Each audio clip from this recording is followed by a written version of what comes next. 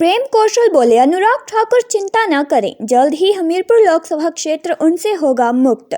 केंद्रीय मंत्री अनुराग ठाकुर चिंता न करें, जल्द ही हमीरपुर लोकसभा क्षेत्र भी उनसे मुक्त हो जाएगा। विधानसभा चुनावों में हमीरपुर संसदीय क्षेत्र के 17 विधानसभा क्षेत्र में से 14 में भाजपा को हार का सामना करना पड़ा है। आगामी लोकसभा चुनाव में हमीरपुर संसदीय क्षेत्र को केंद्रीय मंत्री अनुराग ठाकुर से मुक्ति मिल जाएगी।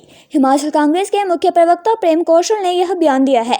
अनुराग ठाकुर ने पिछले कुछ दिनों में कांग्रेस के पूर्व राष्ट्रीय अध्यक्ष राहुल गांधी की लोकसभा सदस्यता रद्द होने पर तंज कसते हुए कहा था कि वायनाड अब राहुल गांधी से मुक्त हो गया है। केंद्रीय मंत्री अनुराग ठाकुर के इस बयान पर पलटवार कर हिमाचल कांग्रेस के मुख्य प्रवक्ता प्रेम कौशल ने हाल ही में हुए विधानसभा चुनावों की याद दिलाई है।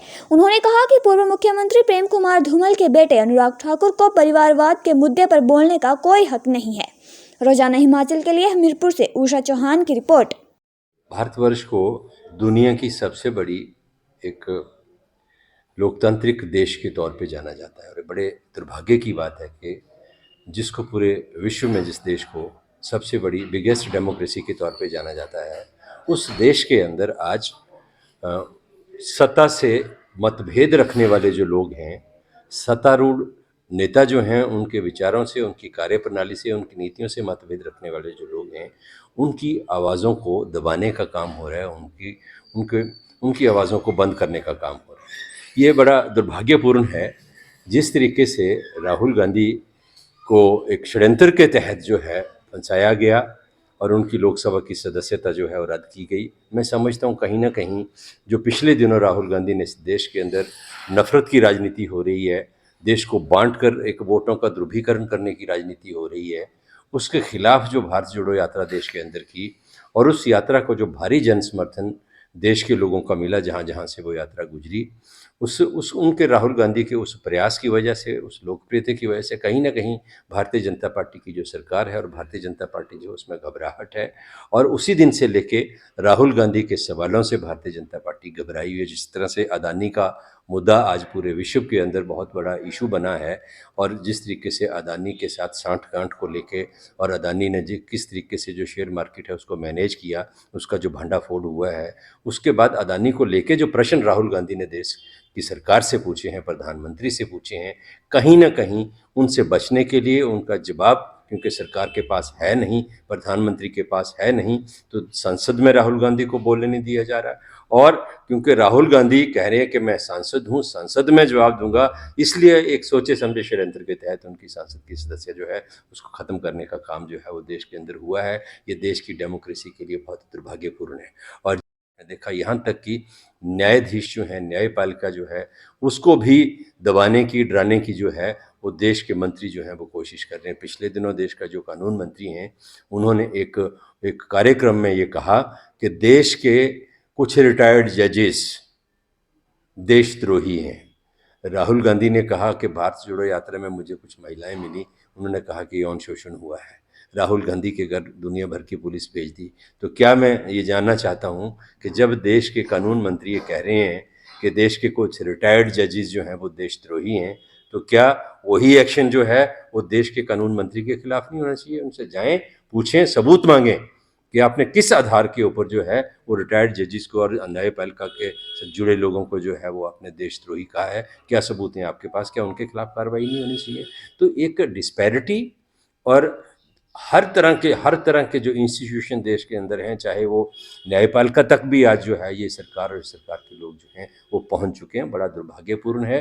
ये मैं आप लोगों से कहता हैं, केंद्र में मंत्री हैं, हमें बड़ी खुशी है, लेकिन बड़ा दुर्भाग्य है, ये जानकर बड़ी दुख होता है कि हिमाचल प्रदेश जो है उसको एक शालीन भाषा के लिए, सभ्य आचरण के लिए, सभ्य व्यवहार के लिए और इस चीज़ के लिए जाना जाता है कि हम अपने जो विरोधी हैं, दुश्मन हैं, उनका भी सम्मान करते हैं। उनके प्रति भी अगर कोई टिप्पणी करते हैं तो शालीनता से करते हैं, सभ्य भाषा में करते हैं। लेकिन अनुराग ठाकुर जी, मुझे लगता है क्योंकि इनकी शिक्षा दीक्षा यहाँ हुई नहीं है, दूसरे राज्य में हुई है, तो इनको हिमाचल की संस्कृति और हिमाचलियत के बारे में मैं समझता हूँ ज़्यादा कुछ इनका जो एक व्यक्तित्व है उसमें उसकी झलक देखने को मिलती नहीं है। जिस तरह की भाषा ये देश के नेताओं के प्रति इस्तेमाल करते हैं, विरोधियों के प्रति करते हैं, वो बहुत दुर्भाग्यपूर्ण है।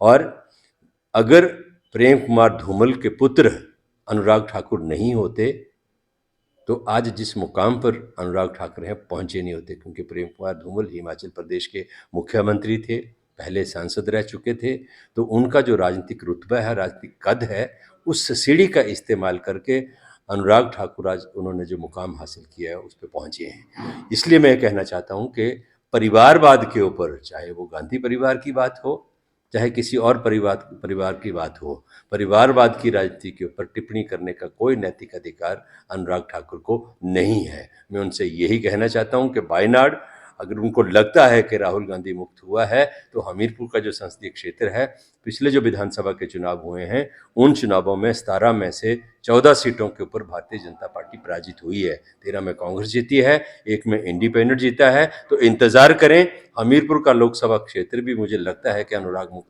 होने वाला है, क्योंकि अनुराग ठाकुर ने हमेशा हमीरपुर पार्लियामेंट्री कॉन्स्टिट्यूंसी के लोगों के साथ झूठ बोला है।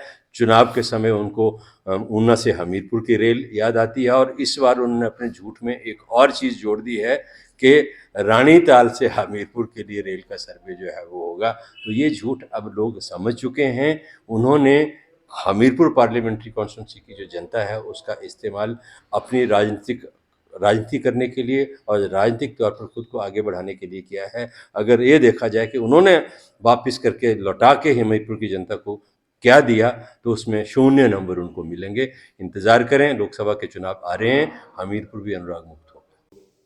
भारतीय संस्कृति है हमारी, जो एक भारतीय सोच है, सभ्यता है, उससे कहीं लोकतंत्र कहा जाता है। जिस देश को वर्ल्ड की बिगेस्ट डेमोक्रेसी कहा जाता है, आज ऐसा लग रहा है कि खतरे में। लोकतंत्र की परिभाषा को अगर हम समझें, जानें, तो लोकतंत्र का सीधा सीधा मतलब है कि हमें अपने विचारों को रखने की आज़ादी संविधान देता है।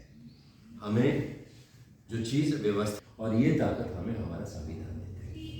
लेकिन आज देश के अंदर हालात ये हो गए हैं कि अगर मैं कहूँ तो वन पार्टी सिस्टम रूप से देश के अंदर वो लागू हो चुका है।